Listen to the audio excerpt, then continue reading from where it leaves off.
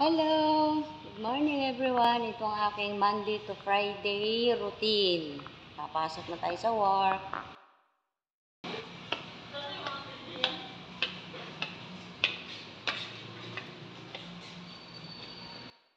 Yan guys, mag-iin na tayo.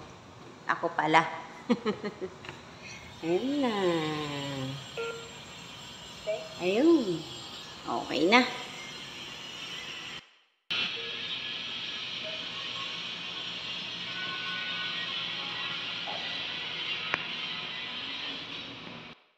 Yan. Pasok na ako.